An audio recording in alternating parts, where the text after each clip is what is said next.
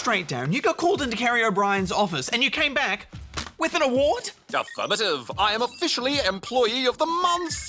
Wow, Darren, congratulations. What's more, Kerry has decreed that there should be more of me in the show. Whoa. All respect to Kerry, but I think we need to discuss this. Well, let's just get on with the last review and then we can talk about this later. Yeah, sounds good. Now it's time for a fish out of water story with Octodad, Dadliest Catch. Who's that man with the 8 strong legs? Nice to see you, sleepyhead. Trying to make my breakfast, but the broken legs.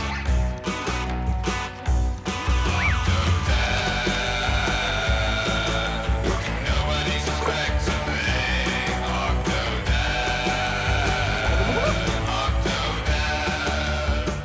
This game is pretty crazy. Yeah, it sure throws you in the deep end, doesn't it? The first part has you getting ready for a wedding that you know nothing about. The wedding is starting. Are you ready? It might be confusing, but I just found the characters so likeable. There's just something so charming about this clumsy but well-meaning octopus, and he tries so hard to fit in with the humans. I have a surprise for the whole family. A free trip to the aquarium.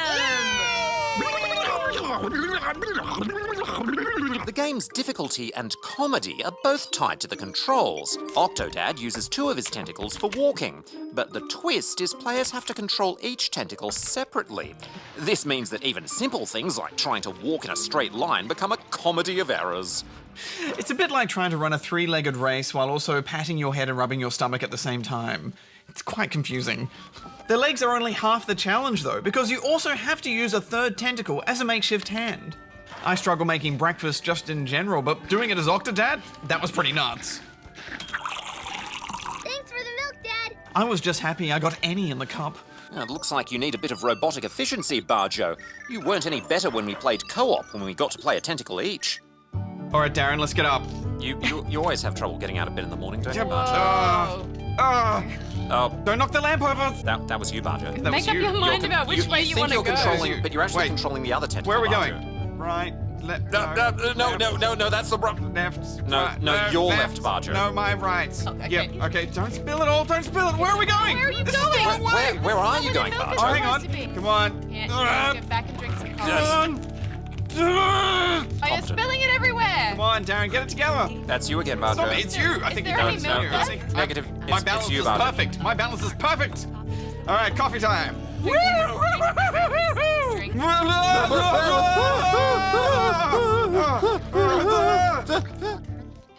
Nice one, guys. Wacky tentacles do make household chores more fun, but I found the grocery shopping the funniest. Octodad needs to collect a few hard-to-find groceries without his fellow shoppers getting suspicious. Affirmative. This level walks the perfect line of tricky puzzles and physical comedy.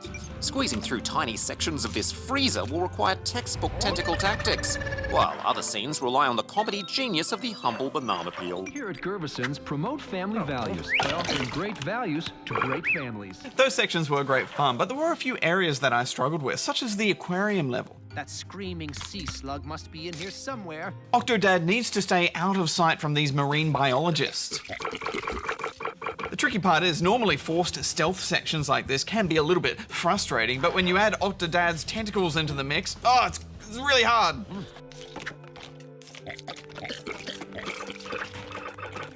Those sections weren't much fun. Yeah, I know what you mean. The game's really at its best when you're free to just mess around with the silliness of it all. I thought the marine-themed arcade was pretty cool, though. I mean, nothing says quirky like an octopus using a turtle as a water pistol. I don't think turtles can really do that. Ugh, could have done without the basketball one, though. Getting those hoops was really tough.